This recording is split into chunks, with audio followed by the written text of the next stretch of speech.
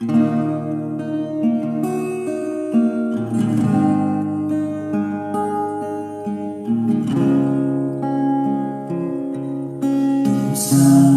very good morning to one and all. This is Kada Panmay.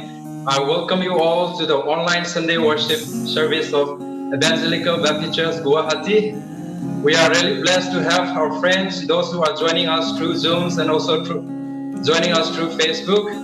Please stay with us and have a wonderful and a blessed time ahead. Now, I give time to our pastor. The time is here, dear pastor. Take over. Last Sunday, we talked how Elisha was refreshed under the broom tree as the angel of the Lord visited him and touched him and served him with cake and water. ना बीते रविवार को हमने सुना था कि कैसे ELISA को फिर से हमें उनके जीवन में आनंद लाया जब एंजल प्रभु का एंजल उनको विजिट किया, उनको छुआ, उनको पानी दिया और केक खाने के लिए दिया था।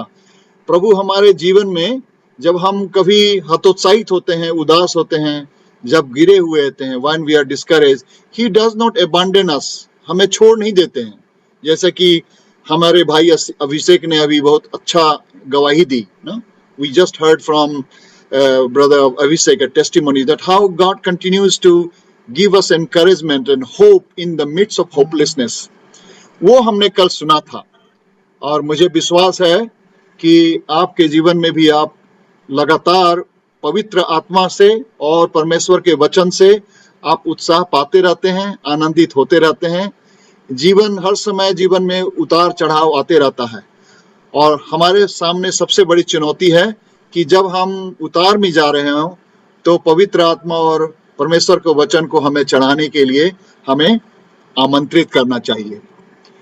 Today we are going to talk about the need of not only being refreshed but also being transformed.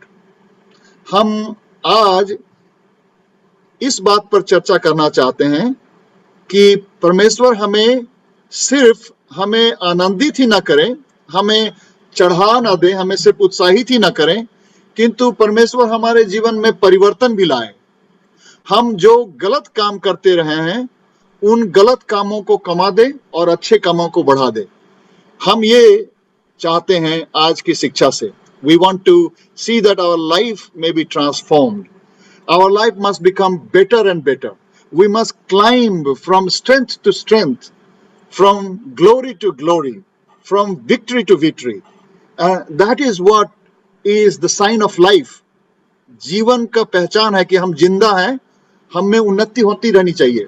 हम यदि वहीं के वहीं ठहरे रह जाएंगे, थमे रह जाएंगे, तो इसका पहचान हो कि शायद हमारे बीच में जीवन नहीं है। If there is a status quo in our moral and spiritual life, then we need to be alarmed. हम जो गलतियां करते रहें और उसको हम करते ही रहें, लगातार करते रहें, repeatedly करते रहें, तो हमें सावधान हो जाना चाहिए। Because enough is enough. ना?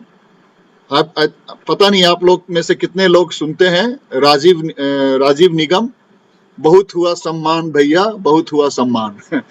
हम कितना सम्मान करते रहेंगे? गलत चीजों को भी हर समय अप्रिशिएट करते रहने से तो नहीं होगा ना। It's okay brother, it's okay, I understand, no problem, ना कितना हम लोग करते रहेंगे। Enough is enough.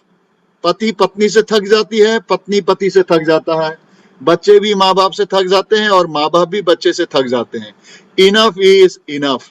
There comes a time when we may run out of patience, हमारा धैर्य खत्म हो जाता है ना। we may run out of time for love and forgiveness ना। कभी कभी हमें प्यार करने का दिल नहीं होता और माफ करने का भी दिन होता है। कितना माफ करते रहेंगे, कितना हम प्यार करते रहेंगे।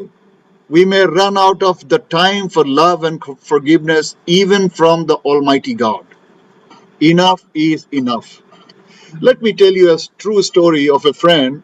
मैं कहानी सुनाना चाहता हूँ एक मेरे कॉलेज के दोस्त का, who was a successful businessman, बड़ा अच्छा बिजनेसमैन था, लेकिन he suffered with a terminal cancer. उसको बहुत बड़ा बुरी बीमारी लग गई, कैंसर लग गया।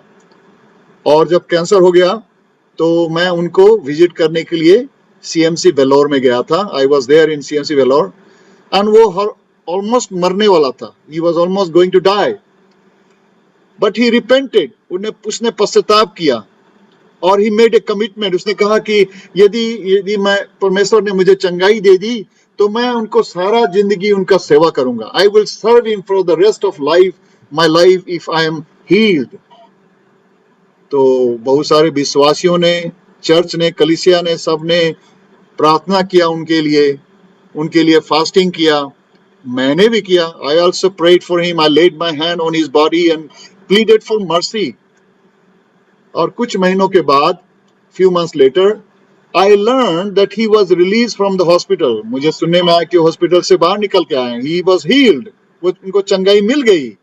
His hair started growing. उनके बाल निकल आए। He looked healthy, but he स्वस्थ दिख रहे थे। I was delighted to hear the good news. मुझे बहुत खुशी हुई, आनंदित हो गया मैं ये सुसमाचार सुन के। I did not meet him again. मैं उनसे मिला नहीं। But I kept waiting for the news that he will actively engage himself in church and Christian ministry as he promised. मैं उसका इंतजार कर रहा था कि मुझे सुनने में आया कि वो परमेश्वर की सेवा में फिर से लग गए हैं।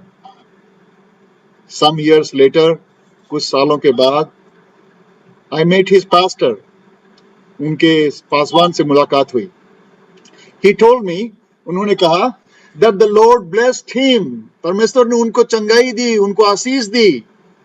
But after 3 years, 3 साल के बाद, he went back into active politics. वो फिर से राजनीति खेलना शुरू किए, कन्वेंसिंग करना शुरू कर दिए, मनी मेकिंग बिजनेस, फिर से वही बिजनेस, चोरी वाली बिजनेस करना शुरू कर दिए। इधर से पेड़ काटो, इधर से पेड़ काट के चोरी करके उधर बेच दो।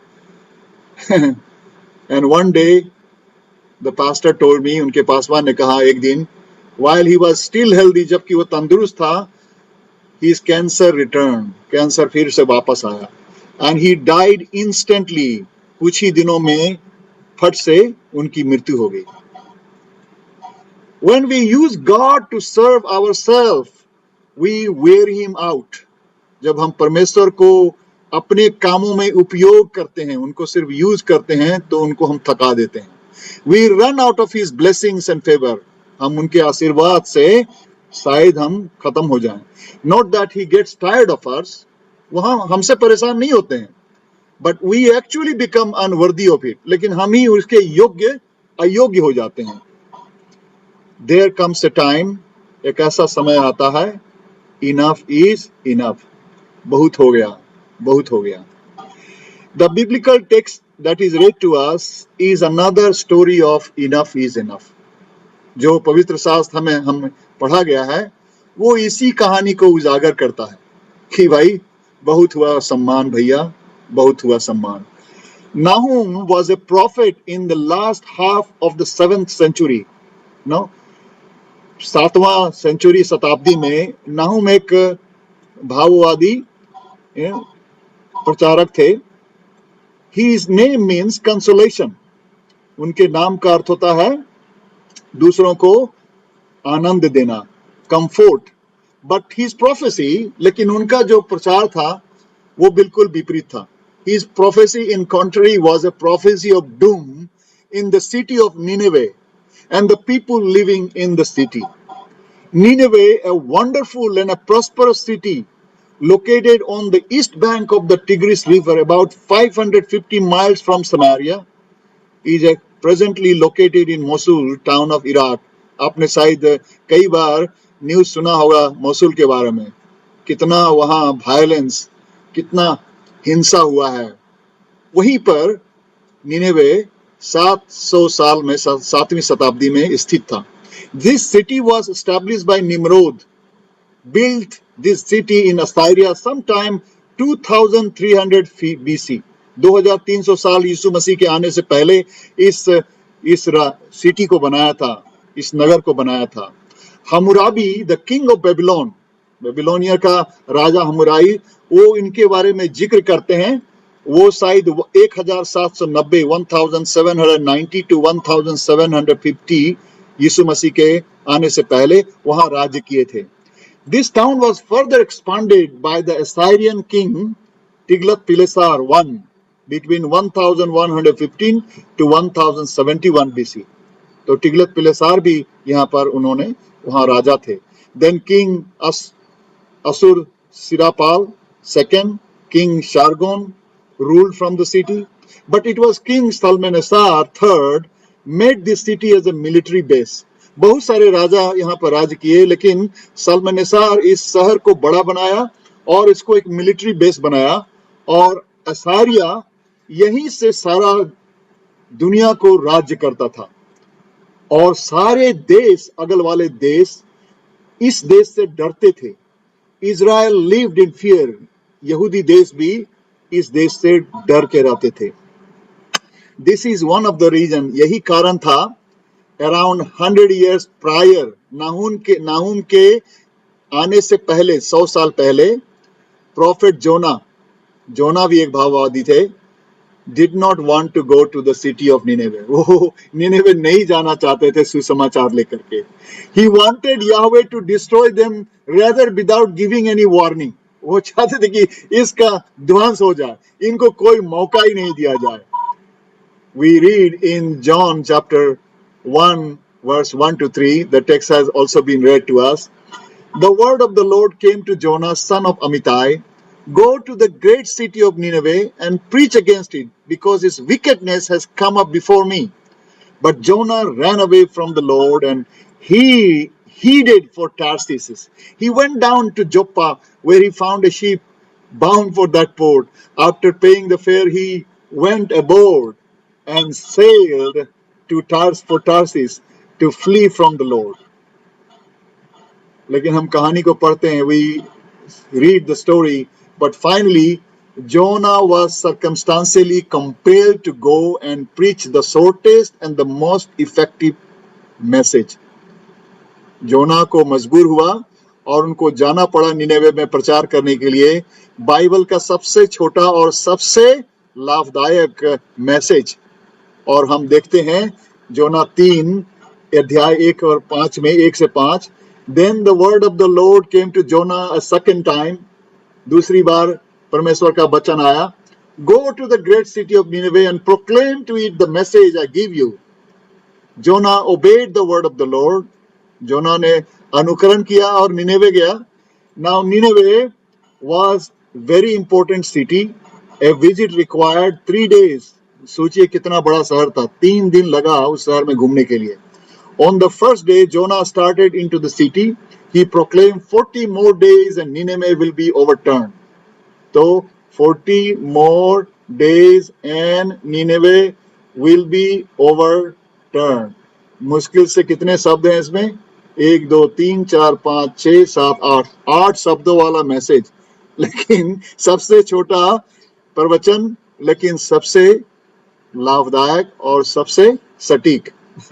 The Ninevites believed God. They declared a fast, and all of them, from the greatest to the lowest, put on sackcloth.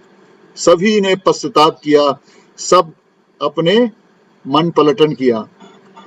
Bible tells us, परमेश्वर का वचन हमें बताता है, जोना 3:10 में, in John chapter 3:10 we hear, when God saw that they did and how they turned from their evil ways, he had compassion and did not bring upon them the destruction he had threatened. उनको उद्धार मिला, वो बच गए, उनको ध्वंस नहीं किया गया. They were saved because of Jonah.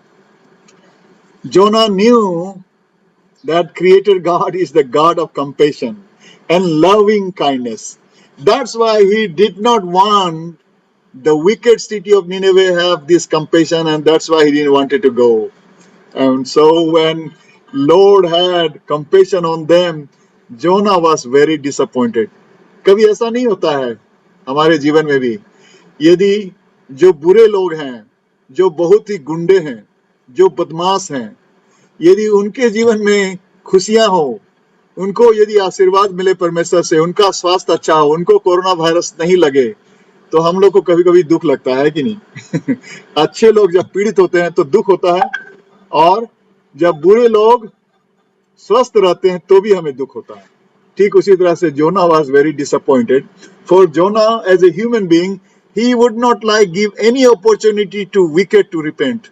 ना हम कितना चाहते हैं कि जो रेपिस्ट हैं, जो मर्डरर हैं, जो करप्ट हैं, दूसरों को ठगते हैं, दूसरों को लूटते हैं, दूसरों को अन्याय करते हैं, हे परमेश्वर उनको कड़ी से कड़ी दंड दें। हम चाहते हैं कि उन पर दंड मिले। जब उनको दंड नहीं दिया जाता है, उनको अपॉर्चुनिटी दिया जाता है, उनको माफ कर दिया जाता है, तो हम नाराज हो जाते हैं। जोना उसी तरह से नाराज हो गया। जोना was very disappointed. I was also likewise. I did not want any opportunity to be given to any of them. There was one of my fellow student, मेरा एक दोस्त था, हम लोग एक ही बाइबल स्टडी में जाते थे, एक ही जगह सहभागिता करते थे, ईयू मीटिंग में होता था, एक साथ हर्ष में रहते थे। लेकिन क्या हुआ, एक बार उस लड़के ने किसी लड़की के साथ हॉस्टल से लेके उसको भाग गया, उसने बदमाशी की। तो कॉलेज वाले उनको निकालना चाहते थे, क्योंकि ये तो बहुत बड़ा डिसिप्लिन तोड़ दिया भाई, एक लड़का किसी लड़की को लेके भाग गया है। लेकिन वो ईयू का मेंबर था, बाइबल स्टडी का मेंबर था। तो जब वो वापस आया, वो रो रो के गिड़गिड़ाया। He was asking forgiveness. He says help me because the college will rusticate. और उसने ऐसा बोला, he was asking us to help because our senior advisor, he was secretary to the governor and he was holding especially the department of veterinary science. So he was secretary of veterinary department and he wanted us as a EU leader to go and request him to send that secretary, get the help from the secretary to somehow protect him. तो हम लोगों ने सोचा चलो भाई इसको मदद करते हैं. We went to uncle. He was our senior advisor, and then uncle was very kind, gracious. He came and visited the principal, and because he is such a high ranking next to the department, he is next to the governor. He is the one directly handling the department. तो उन्होंने principal उनकी बात सुन करके वो बिल्कुल सब कुछ चुपचाप रख दिया, कोई एक्शन नहीं लिया. So he was very happy. He started coming to EU meeting again. थोड़ा समय बीता. After again 6 months, he again eloped with that same girl. फिर वो इसी लड़की को लेके भाग गया. And then he returned after 1 month. फिर academic committee, they also wanted to take a decision and take a action to rusticate him. He came back again to us asking for help. I really did not want to go and help him. I didn't want to go to the senior advisor and request him. Basically, मैं कहता भाई बहुत हुआ सम्मान भाई. I don't want to help. But there was another senior advisor. She was a Canadian missionary, and she asked me one question. उन्होंने हमसे पूछा कि अजय आपने यीशु मसीह को ग्रहण कब किया, कितनी उम्र में थे आपके? तो मैंने कहा कि मैं जब 24 साल का था तब. तो उन्होंने कहा कि आप 24 साल में सिर्फ क्या एक ही पाप किए थे आपने? आप तो सिर्फ बोल रहे हैं कि नहीं एक बार हम लोग माफ कर चुके हैं, दूसरा बार नहीं माफ करेंगे. तो आप भी क्या एक ही पाप किए थे जो परमेश्वर ने आपको माफ कर दिया? उन्होंने यही सिखाया कि गॉड इज कंपेशनेट. मेरे दिमाग आया और उनकी बात सुन करके हम फिर गए और फिर अंकल से हम लोगों रिक्वेस्ट किया. We requested uncle and then he again came to the principal and he was again restored. God of the Bible is God of opportunities. When St. Peter asked Jesus, Lord, how many times shall I forgive my brother when he sins against me? कितनी बार हम क्षमा करें? Peter ने जब पूछा ना, up to 7 times, क्या 7 बार करें? Lord Jesus answered, परमेश्वर यीशु ने जवाब दिया, I tell you not 7 times but 77 times. कहने का अर्थात है कि सिर्फ 7 बार नहीं लेकिन अनगिनत बार, unlimited time. In other words, unlimited times. Does it mean that we can take God's love and forgiveness for granted and make it as a license for continuing in sin? क्योंकि परमेश्वर तो हमें अनलिमिटेड टाइप क्षमा करेंगे ही, क्योंकि परमेश्वर जो है कंपेशनेट है, मर्सीफुल है, फॉरगिविंग है, तो क्या हम उसको हम टेक इट फॉर ग्रांटेड? क्या परमेश्वर की क्षमा को हम जस्ट ग्रांटेड ले लें और हम पाप करते रहें? Saint Paul raises the same question. Saint Paul भी यही प्रश्न उठाते हैं रोमियो 6:1 में. What shall we say then? Shall we go on sinning so that grace may increase? In fact, we read in Genesis chapter 6, ना उत्पत्ति के 6:1 से 3 पद में पढ़ते हैं. Genesis chapter 6, 1-3.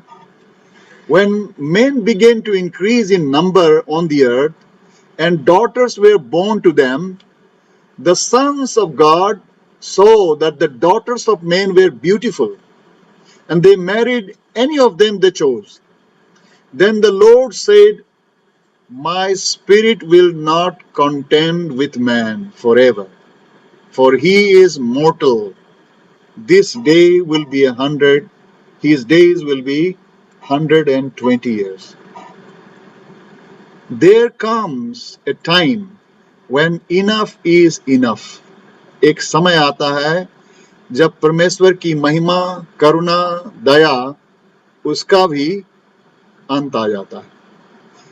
And with the increase of our sins, our days are numbered. हमारे दिन गिन लिए जाते हैं. And we really don't know when the full stop may come to our life. हमें पता नहीं है हमारे जीवन में फुल स्टॉप कब आएगा. निनेवे पापों में रह रहा था. उनको कितने बार ऑलरेडी शायद अपॉर्चुनिटी मिल चुका था, कितने मुआफी मिल चुकी थी. शायद जोना जब आया और 100 साल पहले, नाहुम के पहले, तो उनको माफी मिली, लेकिन इन 100 सालों में जोना के बाद भी पता नहीं हो उनकी क्या हालत थी, कितने बार उनको माफी दिया गया था. God of the Bible is not only loving and forgiving God, but he is also the God who punishes the guilty and allows the consequences of sin take its own course in bearing painful results in our life.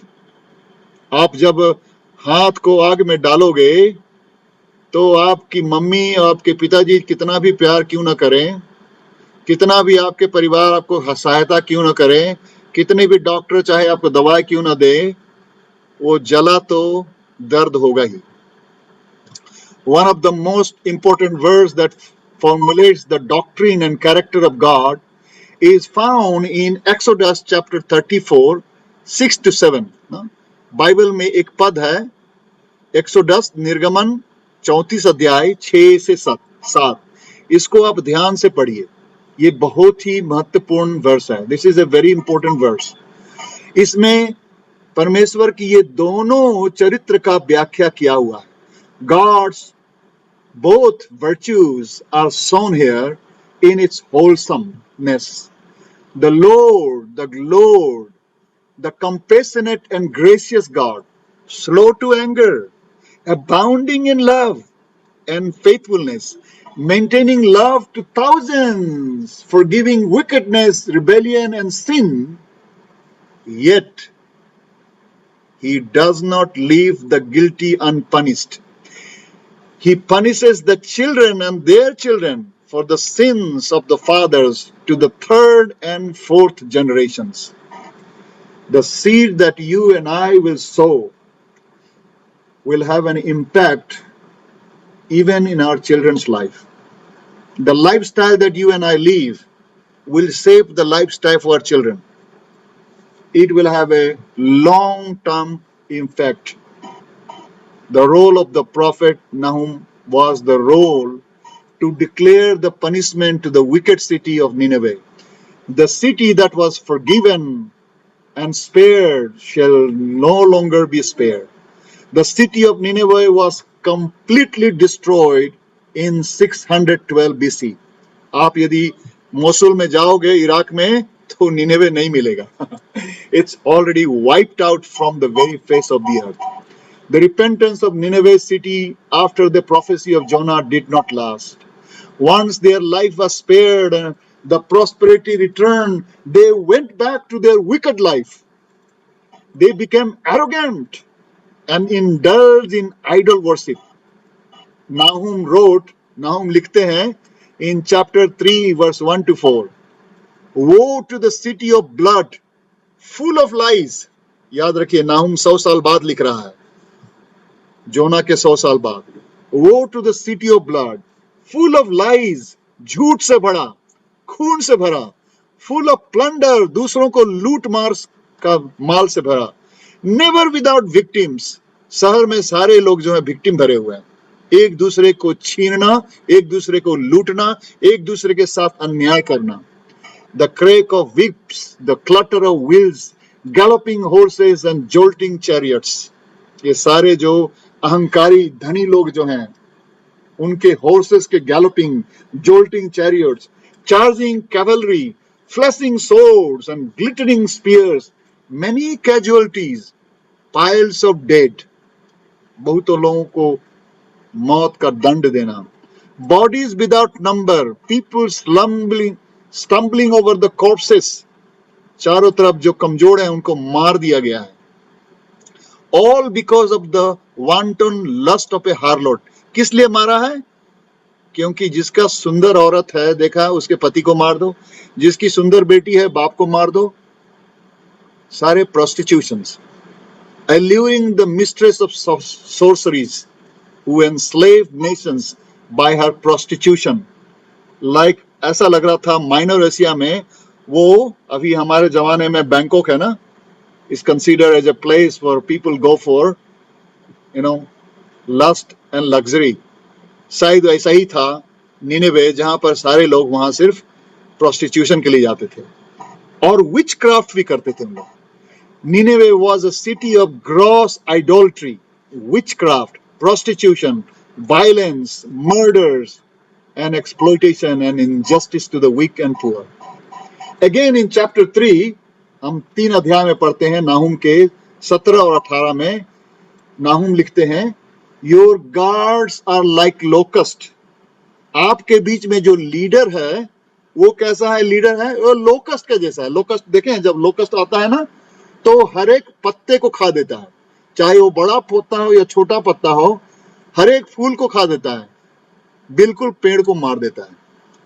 Your leaders are like a locust. Your officials are like a swarms of locusts that settle in the walls on a cold day.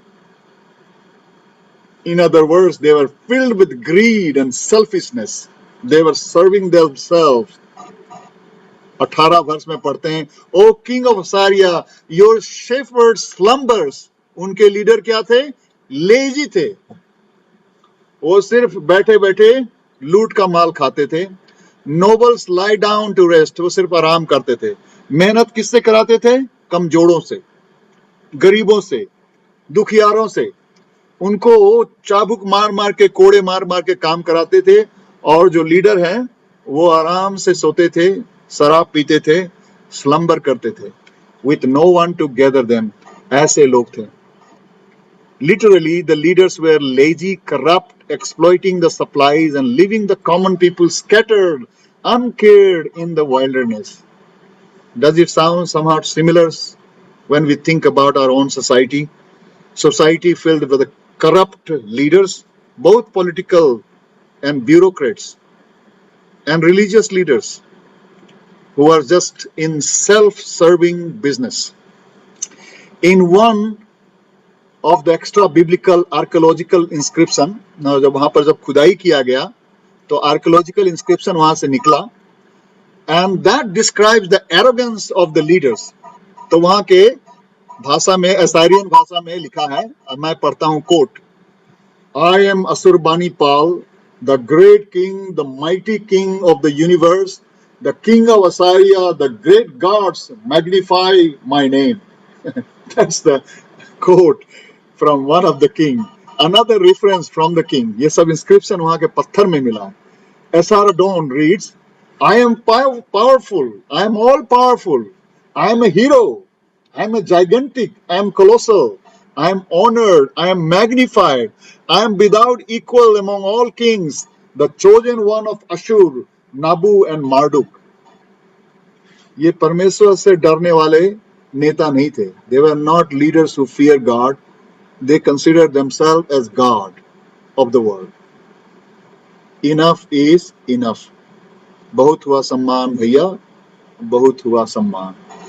The Lord had to send finally no more prophet of good news, but a prophet of bad news, news of their destruction. Nineveh was completely wiped out from the very face of the earth in 612 BC. My brothers and sisters, what lessons we can draw from these for us today? Yes, indeed, God of the Bible is loving, He is forgiving, He is compassionate, He is a kind God, His loving kindness endures forever. But let us not take His loving kindness for granted. Let us not take His forgiveness forever. Yes, not only He should refresh us, but we should allow Him to transform us. How long we can continue in the same habits, same lifestyle, not allowing God to change? How long we can remain the stagnant water where there is no activity, there is no change? Probably we need to pause and reflect. हमें रुकना चाहिए और सोचना चाहिए. हमारे जिंदगी में क्या चीज है जहां बदलाव आना जरूरी है? क्या चीज है जिसमें स्थायीपन आ गया है? क्या चीज जिसमें हम जिस एक ही गलती को हम लोग बार बार करते रहे? Have we used the love and grace of God enough?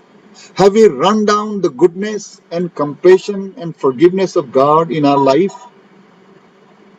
that the loving God may bound to say to us, enough is enough? We must change. You know, I only hope that after this COVID-19 crisis, after this lockdown, when people comes back, their life is changed. That they not only fear for death, but they fear God. That this crisis may bring change in our life, in our society, in our family, in the way that we do the things, that we value the life. We better change before we break. We better wake up before the sun is up. We better move before others line up before us. We better rush before the door is shut down.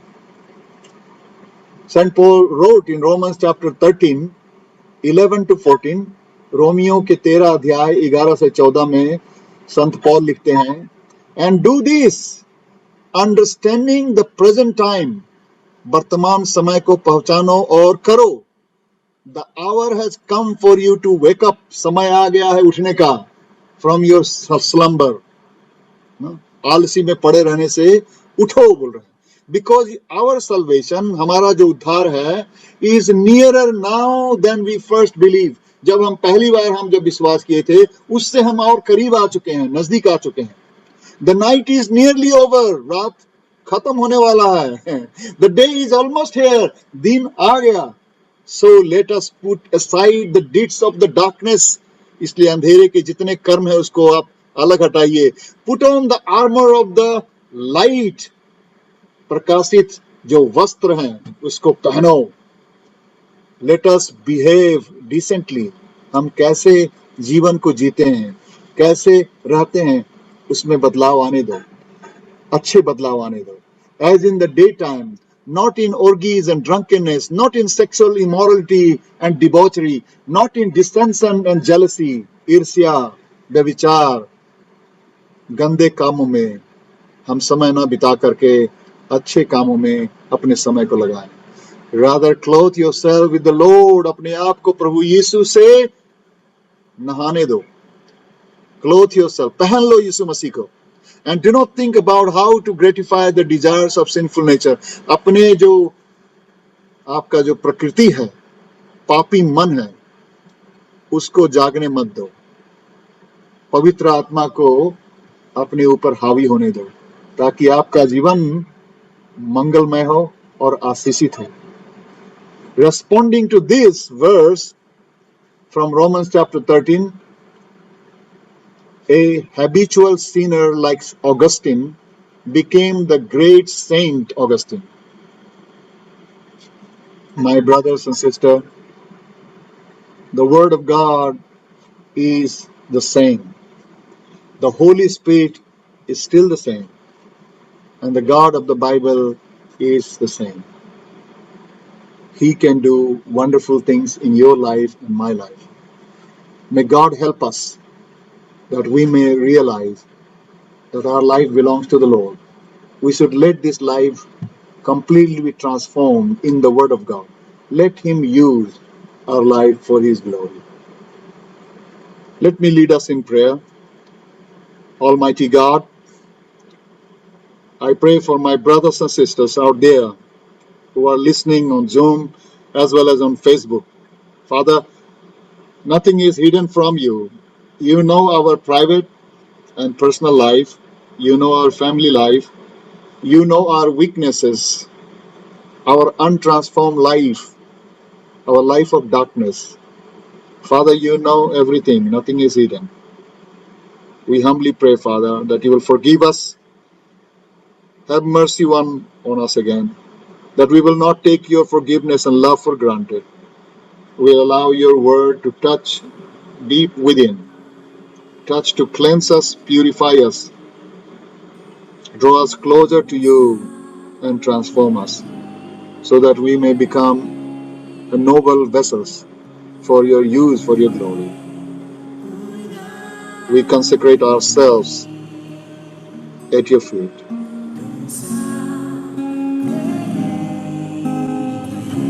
If you agree with my prayer, will you say out loud with me, Amen. Amen.